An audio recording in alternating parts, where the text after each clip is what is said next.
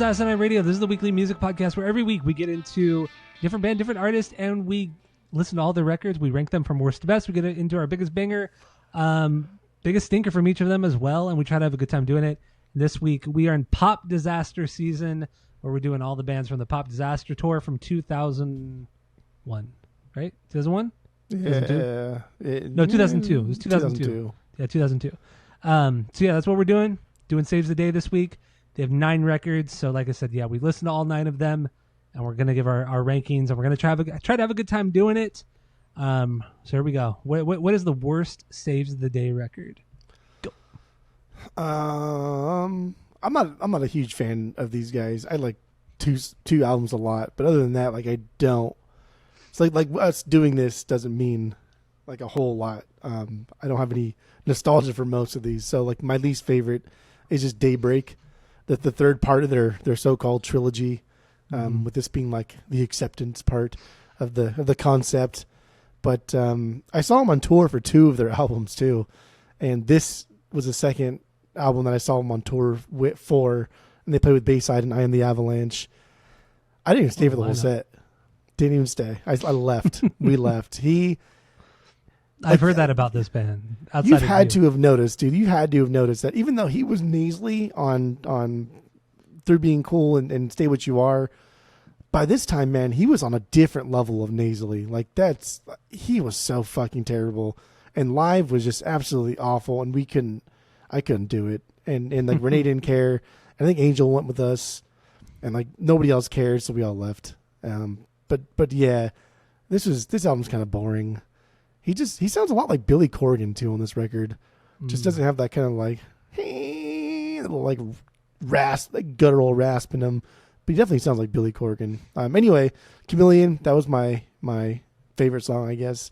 Kind of like fun song, a little jazzy drum beat, like acoustic guitar, squirrely bass. Like it was just fun. It was fun and it was fine. My least favorite song was Z. This is like pop punk dubstep. Not done well. Not done well. So yeah, Daybreak. I just don't. I don't think any of the records were like, fuck, that was terrible. But like this was just like, meh.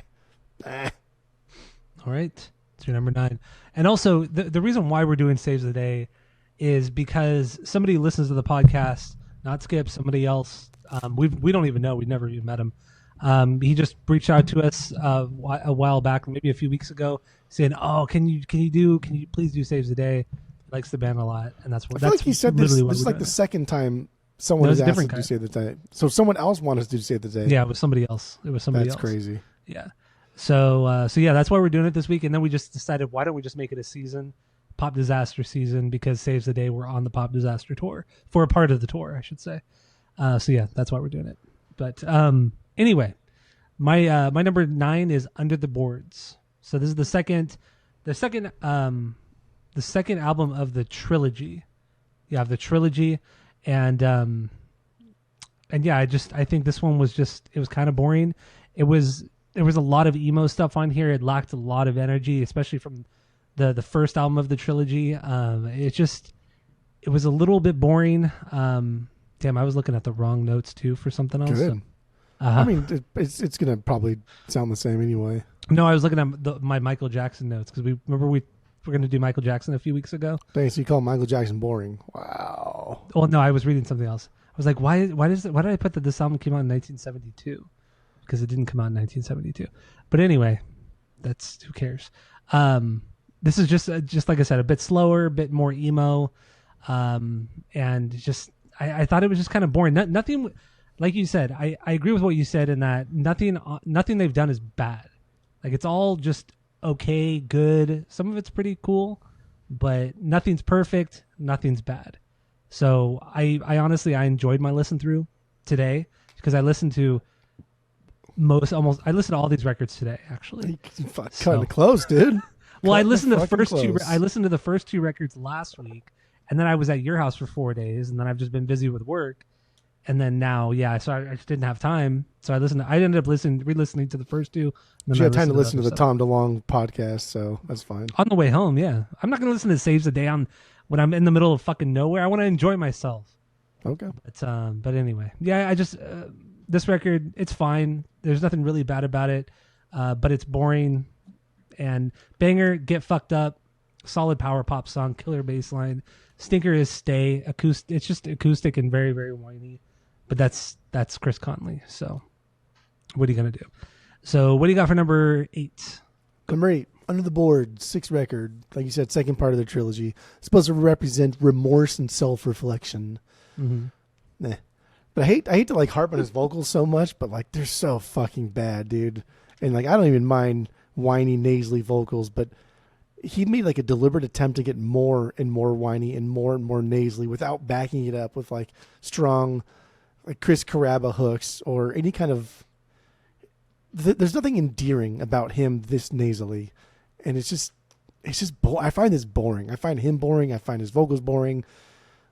But like musically, it's still cool. This is like there's a lot of mid-tier like pop punk songs here, and like that's what this record almost is entirely. Mm-hmm. And like I get this is supposed to be like the darkest kind of sound in their trilogy of records, but it's dark, but not like in a very emotional way. Besides when he tells us like he's being dark and emotional, it's like, oh, okay, since you told me that, now I guess I understand. So it's very like whatever. Bye Bye Baby, that was my favorite, just because I like the way Bye Bye Baby. I like the way he says that. It's kind of fun. But it's definitely more of like a hot heat kind of pop sound. Like it's danceable and more indie than punk, but super solid and fun. Stay, that's my least favorite song. Dude, Stay's not a very good song. Yeah, it's not good. And like that's I think like that's the perfect like example of why like Dashboard is so successful versus like why Saves the Day. I mean, Saves the Day is fairly successful too. But like why Dashboard made a career out of this exact type of thing. Like Chris Carrabba is endearing, and when Chris Carrabba like wails and whines and cries, like you feel it too because he's a good songwriter and he can like at least make you feel what he's going through. Chris can't do that. Chris Conley can't do that. Chris Conley can't do that. Conley can't do that. Carrabba can do that. CNC. Yeah. CC squared. All right, so that's your number 8. Number 8. 8, yes. The Ocho.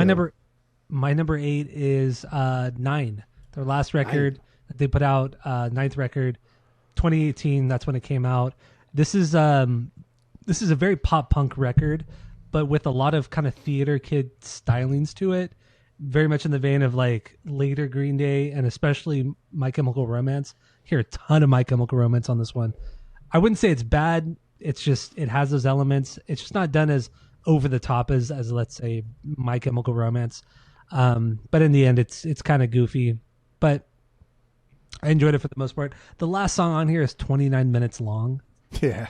It's wild. So they have these random songs throughout their career where they're like over 20 minutes long, and it's just like these they're broken into parts. It's very much like this kind of prog thing that they're trying to do. And it's fine. The songs themselves are cool, but just separate them into different songs. Like they don't bleed into each other really at all. So I don't know. I whatever. So Banger on 9 is Saves the Day. The song Saves the Day, the opener.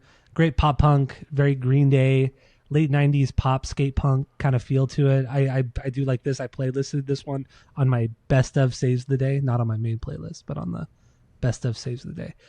Stinker, Rendezvous, mid-tempo song, very theater kid, cheesy melodies. I don't care. But also this kind of genre of music is not my thing really. I don't like a lot of pop punk. Like especially like this like really cheesy kind of pop punk, Newfound Glory kind of stuff. This is we're not even in their pop punk phase yet. This is like indie pop punk. We're not even like emo pop punk. We're not even pop punk. We're not even like hardcore punk, pop punk. Like this is just like indie shit. But you're a lot more forgiving than I am. I don't like any of this shit. This is fucking indie stuff and it's fucking dumb and I don't like it. Okay. We're probably really disappointing the guy who asked us to no, do this because band. like my top 3 are fucking amazing. I love these records. But and then all those assholes who think, we're just being jerks for no reason, and a bunch of assholes. They're too mean to these We're people. insufferable. We're insufferable. I don't like assholes because they're so mean to people. Fucking bunch of whiners. Shut the fuck up. It's just music. Get over yourselves. Okay, so what's your number 7? 9. Their 9th record. There you go. 9. I think you like all the 9s. Blink's 9. This 9. But Bleeding Through's 9. Bleeding Through's 9. Some of these songs were a little darker and slower than they usually do, so that was kind of cool. I think this is a cool addition to their cogs. But ultimately, I just did that right now. It's kind of cool. I was going to say discography, but then it said cogs. Yeah, it wasn't that cool. That makes me cool. It's a cool addition to their cogs. I'm going to say that from now on for all eternity, cogs. That's really, you're probably going to forget after this, but okay. He's insufferable. Just making up words and he's insufferable. Is that rude to like why? This fucking guy left a 1-star review on Apple Podcasts calling us insufferable. I'm saying, like, is it rude to, like, when you make fun of somebody for being an asshole, you put a lisp on them or you put like a weird accent on them? No, because that might be how they talk. So we're just making fun of them. That's true. It's possible that's how they talk. Like I said, this is a cool addition. This is a cool addition to their cogs, but ultimately, I don't care for this kind of indie pop punk shit. It's just not. This specific thing is just not my thing. Zero fun for you. I don't like it. But I am glad that he's not super nasally. Like, did you notice this one specifically? He was not fucking. He was like nasally at all. He was more theater kid. Yeah, less nasally, more theater kid. So I don't know fucking why he did that for so long. It's just he got worse and worse and worse. But anyway, 1997. That was my favorite song. There's all like numbers. All the fucking songs. 29 is the worst. Yeah, it's over 20 minutes. Like, fuck off. But I do. It is kind of cool that they actually do play for the 20 minutes. There's no dead air. There's no, like juke out. Like it's 20 minutes of fucking pretty boring music. So I guess that's something. I don't know. All right. So my number 7 is the album of the week, Stay What You Are. That's crazy. It really is. That's I'm not crazy. Kidding. I'm not kidding. You're an idiot. I'm not kidding. It really is my number 7. You're an idiot. I did not enjoy it. I'll just say this. I didn't really enjoy this record all that much. Are you fucking stupid? Yeah, I'm dead serious. I didn't really like this album of the week. Stay What You Are. I didn't. Dumb, bro. So you think In Revere is better? You think Daybreak is better? You're stupid. You can name all those records. Stupid. You think Sound the Alarm is better? I don't know what your rankings are then, because they're fucking dumb. They're fucking dumb. That's fine. Also, that's crazy. This is coming from a guy who's never listened to Saves the Day. I don't really care for this type of music. I did enjoy a lot of it. I mean, it was fun. A lot of this listen through was fun, but it's just not my thing. It's not my thing at all. And I get it. You have nostalgia. People have nostalgia with this record. But like, that's fine if it's not your thing. But like, you understand that like 9 is not as good of a record as Stay What You Are. So like, I would love to hear your reasoning as to why you think fucking Daybreak and Sound the Alarm are better than Stay What You Are. Here's where like the people that come in and think like we're fucking stupid. Yes, it's because when one of us says something as like this. I'd never say this kind of shit, but like, that's just crazy. Okay. That's crazy. So what do you got for number 6? I don't even know where the fuck we are here. In Revere. Reverie. I don't even care. This is when I stopped listening to Saves the Day, because when this first came out, like, I was disappointed because any remnants of like the punk in their pop punk was just gone. And like now it's just Chris focused indie rock. And that's what this record is. Like, also the idea to put up like a bunch of other instruments in here was just too much and like way too fucking indie. And like, this is 2003, so like I'm either just straight up like pop punk or hip hop, and I don't have time for this shit. But I do like this more now. I think the melodies are strong on this. I think the arrangements all flow together nicely, kind of like in a Jack's Mannequin type of way. But I mean, I don't really like Jack's Mannequin because the piano thing just. Well. But ultimately, like, the weakness here is. Like, A, if you don't care for pop punk or Saves the Day, you'll hate this shit. And like, B, there's not a lot of variety in this record. All the fucking songs sound identical. They all sound the same. I mean, you could say that with like really any pop punk record. Hold on there, dude. Except for fucking Stay What You Are, because okay, we'll see. There's like, we'll see. Okay, we'll see. No, that's you're fucking crazy. If you think there's a lot of. There are 2 songs on that sound nothing. There's one song on there like every fucking person who ever listened to pop punk knows. And there's one song that is like so fucking catchy, but it might be bad, but you're a balladman, so you're probably going to pretend not to like it because it's pop punk, even though you're a fucking balladman now. And it might be the greatest pop punk ballad that's ever been written, but we'll pretend that's okay. We'll get there when we get there. Best song, Morning in the Moonlight, catchy, upbeat jam, squirreliest of bass parts. Tomorrow Too Late's the worst. Just over the top. It's just... I don't even know. I can't even fucking think right now. You're pissing me off. So mad. You're just so stupid. Okay, That's it's so fine. dumb. It's not dumb. Fine. It is dumb. You're saying all the things that are supposed to be the opposite of what you're saying. It is not fine. Okay. It is dumb. So my number 6 is In Reverie, fourth record, '03. I'm look at that. We're the same. We're the same now. No, we're not the same. So this is their major label debut. They got picked up by DreamWorks at this time. They put out their record. The guys at DreamWorks loved the record. A couple months, or maybe a month after the album came out, DreamWorks went out of business. Interscope picked up that label, and then they ended up Interscope said, no, this record fucking sucks, and they dropped the band. And they said, you need to get back in the studio and make another. You should get back in the studio and make another record because this one sucked. And it was a huge blow to Chris Conley. And I don't know. Just this is certainly a change in style from their previous records. Not really in a, I wouldn't say a completely bad way. It's certainly not their best record, but they at least tried something different, and they did a pretty decent job at it. I mean, prior to this record, Chris Conley got into the Beatles. He never really got into the Beatles until before this record, and he learned how to sing properly. He learned how to harmonize and write different kinds of melodies, and you hear it so much fucking crazy harmonizing all over this record. It's all over this record. And there's some really cool parts. I don't think it's like an amazing record, but it was a fun listen through. And I don't think it's as bad as everybody says it is. Like, fans are just like, rip this fucking album apart. It's like, dude, they were trying to do something different, and they did it well. Doesn't make it good. Doesn't make it good, right? Doesn't make it good. Did it well. I agree. Just because you do something different doesn't make it good. I agree. Doesn't make it listenable. Doesn't make it tolerable. I agree, but it's still decent. It's still decent. All these records are decent. Everything here exactly. Is better. Every single one of these records is better than a Staind record. Every single one of these records is better than every Kiss record, and honestly, except for one. And honestly, I like their more indie-driven music better than their pop-punk stuff. I really do. I think they did it better. I don't care. I'm not even an indie guy. I'm not even an indie guy boring ass fucking indie music. Fuck out of here. Banger is What Went Wrong. Slower kind of indie jam. Great harms though. Very Weezer sounding. Good stuff. Stinker is Wednesday the 3rd, Wednesday 13. There we go. It's not really a bad song, just slower jam, a ton of synth. Melodies are a little bit cheesy, but you know. Is that why you hate it? Because it could have just been Wednesday the 13th? Wednesday the 13th, yeah. If it really was Wednesday the 13th, would you have put that as your banger just as to like be a spiteful bitch? It would have been their best song, hands down. I get it. All right, so what do you got for number 5? Sound the Alarm, their 5th record. Pretty heavy for a Saves the Day record. They got Steve Evans back to produce and are back on Vagrant now, so we get this sort of like return to form kind of thing.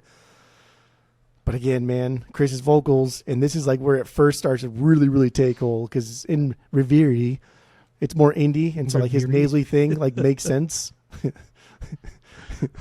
So here it's just like this is probably like one of my worst or like my most hated vocal performances by him. I can't fucking stand his voice on this record.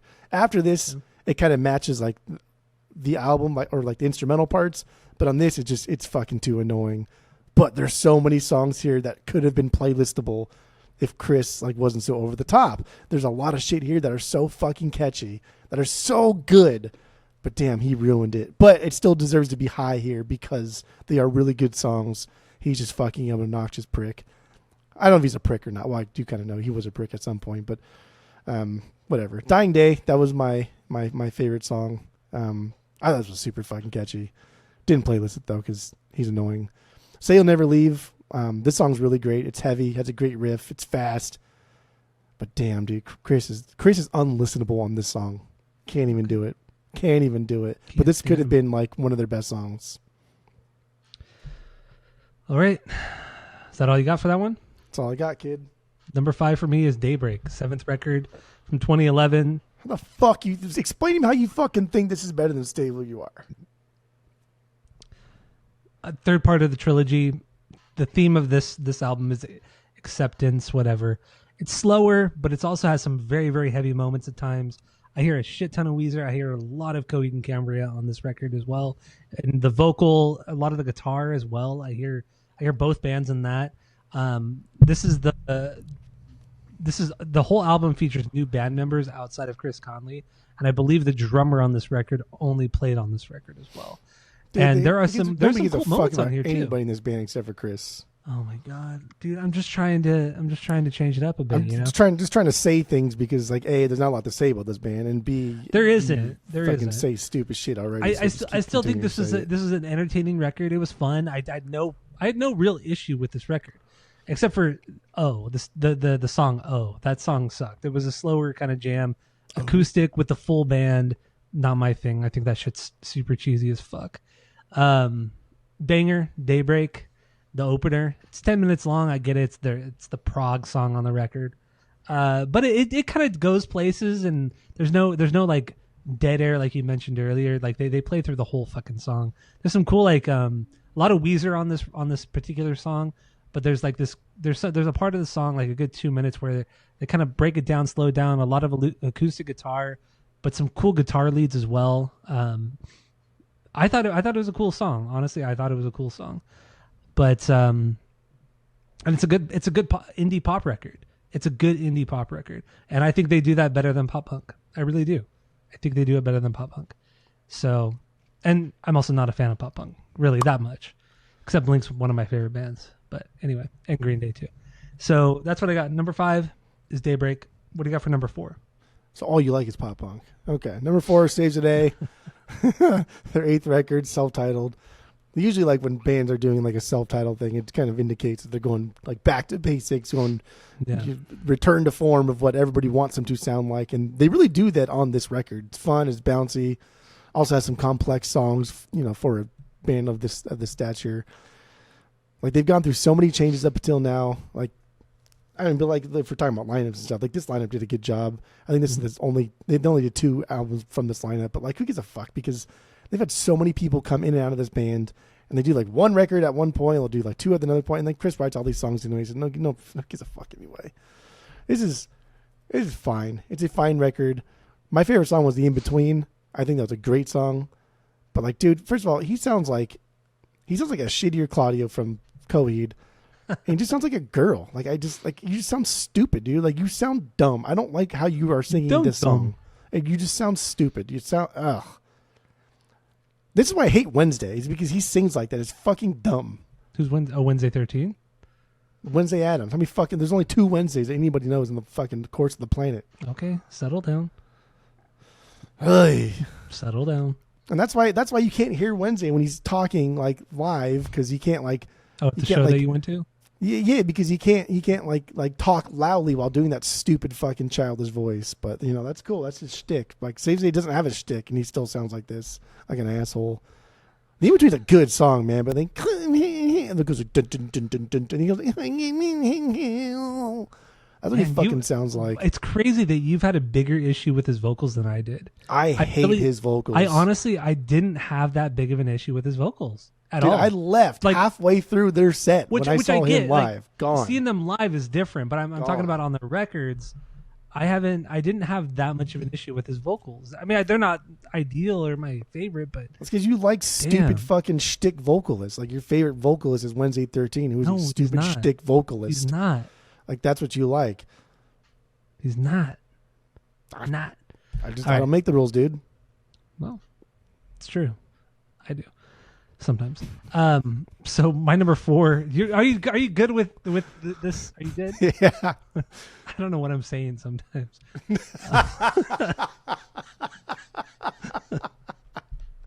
And then now, whenever you say that, Skip's gonna be like, "Well, actually, on this episode, you said you do sometimes." Yeah.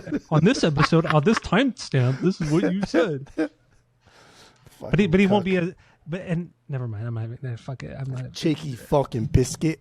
Cheeky fucking biscuit. So my number 4 Saves the Day as well, self-titled, 8th record, 2013. Yeah, I agree with you. This is them throwing back to more of the pop punk days, but honestly, I feel like they did a lot of it better. They really did. There are better melodies on here, better playing, like musically, there's better playing. Some songs are like there are 2 absolute fucking bangers on this album that are these 2 songs are exponentially better than the album of the week. No, that is not. In Between and Stand in the Stars. Dude, the Stand in the Stars, first of all, is not a Stand in the Stars is so good. It's not. This is like your 555 deal. You're obsessed with something that's just like so good. Like really? You like it has this like old Western like country feel to it. They do the album of the week with an incredible fucking chorus on that song. It's so fucking good. The other banger, you know, the in between, great fucking melody. When he sings like an asshole. The verses though, that the melody in the verses, that kind of like that scale that he does when he's singing that melody in the verse is fucking incredible. It's so fucking good. But yeah, I agree with you. There's a shit ton of Coheed on this one, especially vocally, a ton of Coheed on it. But I thought it was fun. I was pleasantly surprised when this album came on, and I enjoyed this record a lot. I really, really did. Except for the song Supernova, because that's my stinker. It's an acoustic ballad. That was my stinker too. Yeah, that one sucks. But also, like a background on this record too, they self-financed it, but they did it through Pledge Music, so they had fans. You know, well, fans essentially funded the record. I'm sorry, it's not love when people say it's self-financed, right? Because it's not self-financed. It's not self-finance funded. It was done by the fans. So they did a Pledge Music, and they got all the money. They recorded this, and they put out a great fucking record. It was fucking good. I enjoyed this record. It's better than half of their recorks for sure. I enjoyed this one. I really did enjoy this one. So, but it's not better than the album of the week. That's just stupid. It is certainly better than the album. And the fact that you probably going to think like Through Being Cool is like probably two, maybe three, and then think that like Stay What You Are is so low. Like they're the same fucking record. Like that's just silly. No, one is a lot better silly. Than the other. Like I said, you got the nostalgia going on, man. I got fresh ears. With this stuff. You have fucking stupid ears is what you have. Here we go. All right, so what do you got for number 3? Can't Slow Down. Can't Stand Ya. Their first record, 98. This is their hardcore record. Coming from like the East Coast hardcore scene. Like this is cool to hear because it's transitioning to the more pop punk, like emo side of it, rather than like that specific Taking Back Sunday brand new side of the scene. And this is cool because like this is before like that whole scene, and we did that scene too. We did what we did before that, the Movie Life. We did the Movie Life, yeah, brand new, and then Taking Back Sunday, and like this was before it all. And like I know Vinny likes this record, and he likes Saves the Day, and I don't remember if Adam or Jesse likes, but I'm sure they listened to fucking Saves the Day and this record, sure. And we're like, oh fuck yeah, that's really cool, and like this all stems from like that East Coast hardcore scene, and it's cool, and like this is a different twist on it, and this record is actually pretty damn good, and it's just they're making their own, you know, they're doing their own little thing, and pretty unique because it's Chris, and he still sounds nasally on this one, but it's in a very hardcore sense, and it matches the aesthetic of the record, and I like that. But Handsome Boy, that's my banger. First of all, title's fucking cool. I love that title, Handsome Boy. Yeah. It's a minute of perfection. Like it fucking really, really reminds me of the Movie Life, and like that's why I absolutely love it. I guess the Movie Life reminds me of this song, but dude, that song is such a fucking banger. And like I would get this in the vinyls. I would get my top 3 in the vinyls. I have my top 1 in the vinyl, but I would get my top 3 in the vinyls.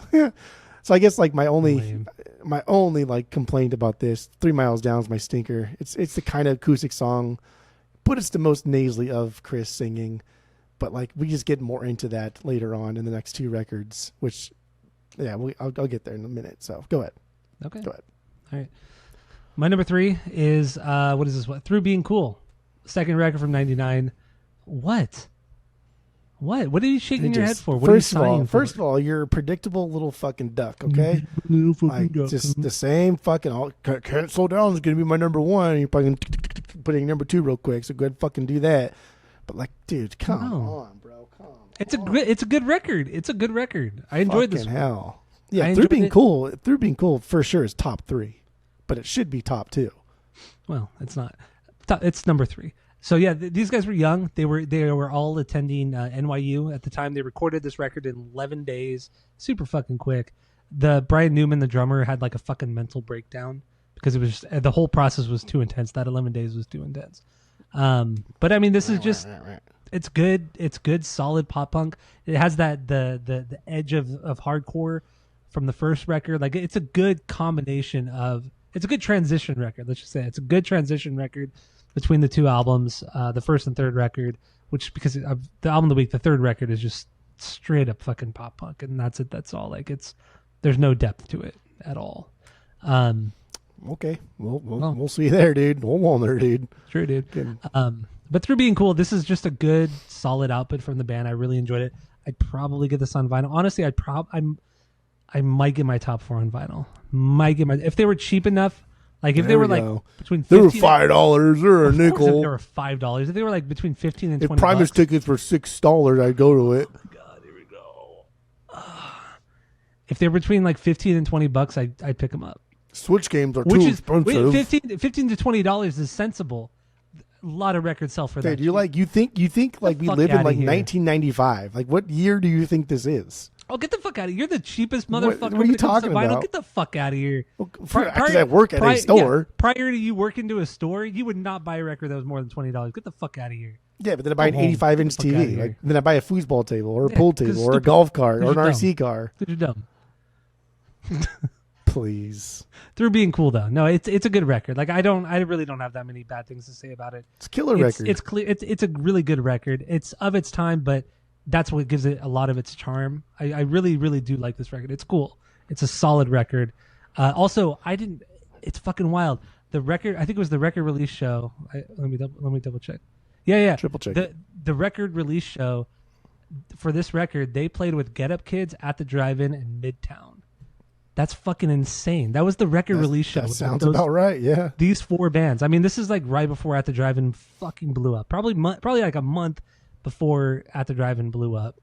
And Get Up Kids, they were in the early stages. Midtown. I mean, I don't really care for them too much, but yeah, it's just.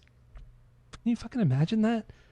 I don't know. I thought that was an interesting little tidbit, but banger. Third Engine, mid-tempo kind of jam, really big chorus. Crazy. Kind of a ballad, I get it, but I guess I'm a ballad man. You 100% are a ballad man, which is going to make talking about the album of the week even more fucking insane. Guitar riffage, killer. Bass lines are great on this song too. Stinker is Rock's Tonic Juice music, just super cheesy pop punk. I don't care. So, Through Being Cool is my number 3. So you don't have All Star Me on your my perfect fucking playlist, which is stupid. The opener to this is a fucking banger, absolute banger. So I don't know where you're. I don't even know. My number 2 is Through Being Cool. Are we on number 2? Yeah, we're number 2. Dude, killer record for this era, for this scene. This really was influential in helping like to define this genre and this scene. The emo side of punk like already existed, but these guys really made sure like their origin showed. They really let you know like, hey, we started out as a hardcore band, but we don't want to be that anymore. And here is a transition into being Stay What You Are, which is what they truly want to be, that's why my number 1, I think, whatever. We'll get into that in my record wrap up later on. I'm like, you don't have to be groundbreaking or revolutionary to be influential to musicians around you. It's just good fucking hearty emo pop punk. Like there's nothing like wrong with that. This is not like a perfect record. This is nothing more than that, but it is really influential. And you hear bands like Taking Back Sunday talk about Saves Today, talk about like, oh yeah, even like the Get Up Kids, and like the Get Up Kids you talked about 1999, like Vagrant Records like blew up because Something to Write Home About blew up by the Get Up Kids. And so like 1999 was a weird era for music because like we had not had like, like over the top worldwide At the Drive-In with Relationship, and like had Relationship come out a little bit later too. Like that probably would have been a better option for them, or a little bit earlier. That was just a hard time for them to drop that one. I don't know. Vast Spoils of America. Dude, this song is so fucking good. It's so rad. It's just them doing hardcore punk with nasally pop punk shit. Absolute banger. But like Holly Hawks too.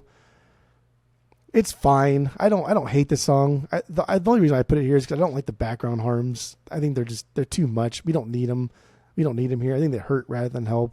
But I always forget about this song. This is my most forgetted. Forgetted.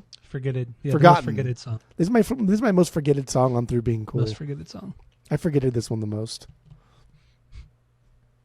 All right. Here we go, baby. Let's That's your see number it. 2. Let's see if you're going to be true and not say Can't Slow Down, or let's see if you just like going to pretend like Can't Slow Down was your number 2.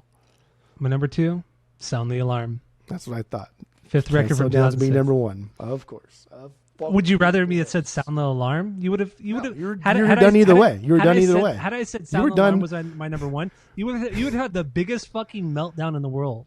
Right If I when you said that was said my like number the one. album of the week was number 6, you were done. That was it. No, it was number 8. It was not Number number 6. eight. It was number 8. Oh Album my of the week God, was- you were done. That's so stupid. So Sound the Alarm, the first in the trilogy of albums about self discovery. This is this came after the failure of the album In Reverie. They just Chris Conley was just devastated after that. I mean, they were just, he was bummed, super fucking bummed. They didn't have a label at that point. They ended up I think it was during the In Reverie, they had started, or Chris Conley had started building his own studio, and that's where they recorded this whole record, was in that studio. Everything was self-funded, and they barely had any money. They put everything out on the line. They lost like a lot of shit making this record, and but it made for a great songs. It's also fine, Steve Evatt came back for this record, who did the first couple records as well, to produce it. And I don't know. It's honestly, this is probably like their most aggressive record they've ever put out.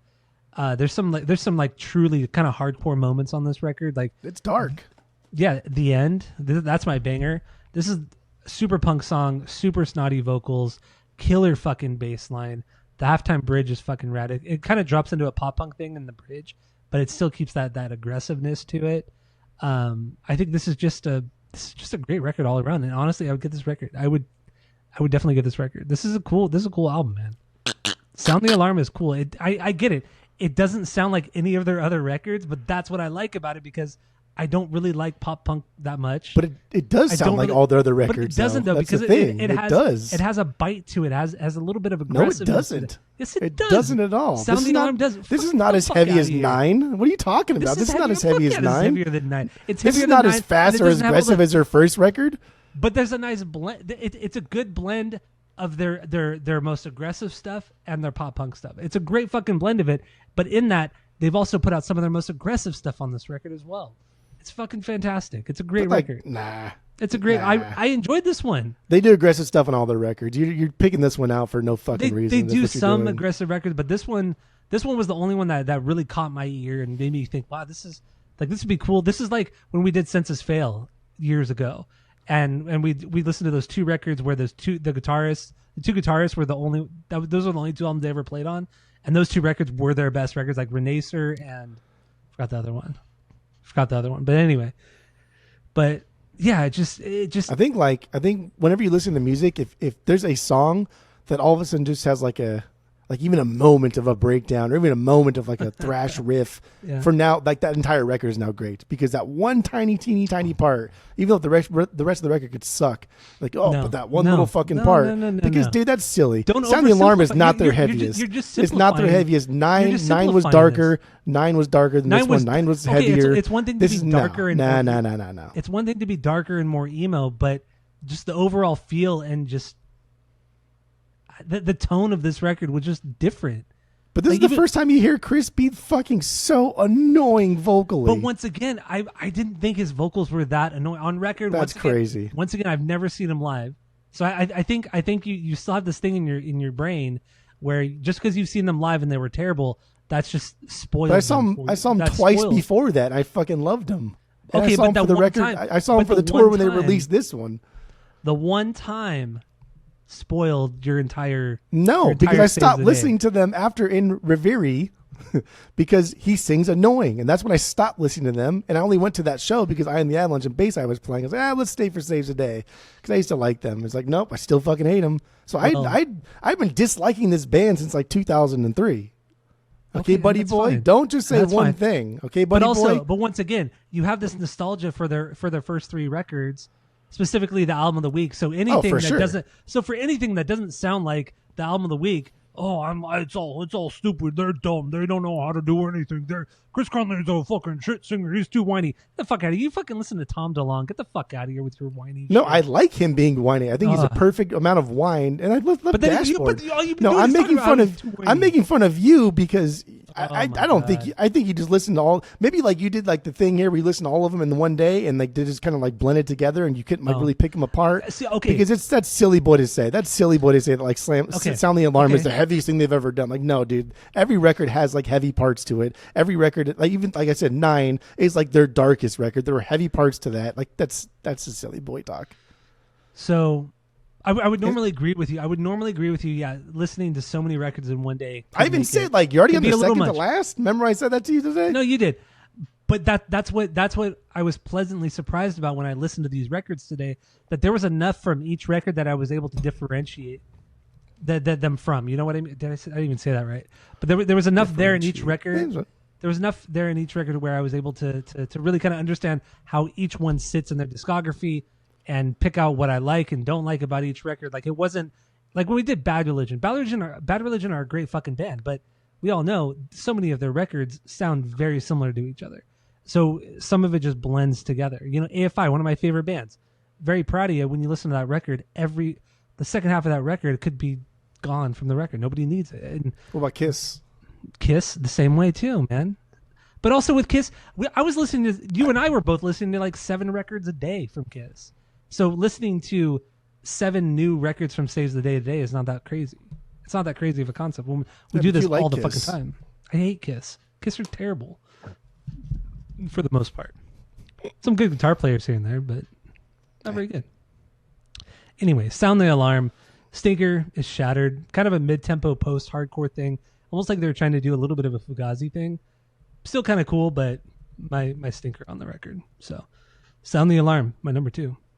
That's something. What do you got for number 1? Your rankings like going like type in like just fucking Sage the Day records ranked Reddit, and then you go in there and there's that one person that has and like everyone's like, what the fuck is this? Like, do you what? Like, that's like your rankings. Okay. My number one is this is why we've been getting negative reviews and comments. Or people like, you guys are insufferable. You guys don't know what you're fucking talking about. Insufferable. He said this. And I don't agree with that. and you're being one of those guys right butt now. wipe. You're being one of those guys right now because you have this. I wish that guy would come on here, and that way I can tell him the same thing. Stop being a fucking butt wipe, and then move on. The album of the week is my number 1. You fuck. The album of the week is number 1. Okay, that's fine.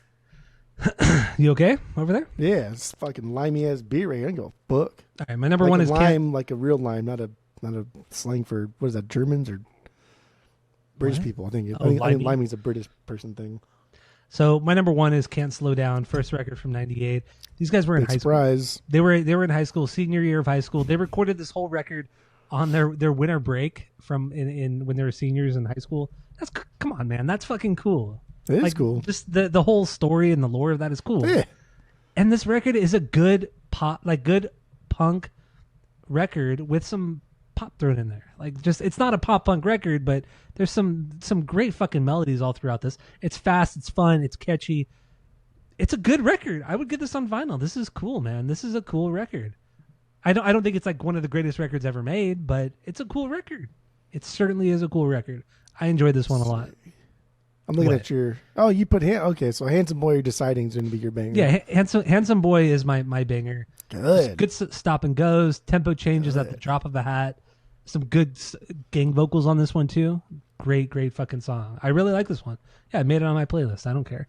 A song that's not necessarily a banger, but something I wanted to talk about was the song 10 Feet Tall. This is Taking Back Sunday. This is the song Timberwolves in New Jersey. That's what this song is. The cadence of his vocal delivery, the music, it's straight up that song right there. And I know this song came out before that Taking Back Sunday song did. So TBS stole it. Like they didn't steal them though, because I swear, like when we're talking about Taking Back Sunday, like I read things where they all said like, yeah, dude, Sage fucking rips. Like their first record inspired us. Like we listened to that, we went to their shows, and then we did our own thing. So it's not like ripping off or taking. Like they're all from the same fucking area. They're all from the same scene. I know. And like, Long Island and Jersey aren't the same thing, but like, dude, they're fucking so close. I know.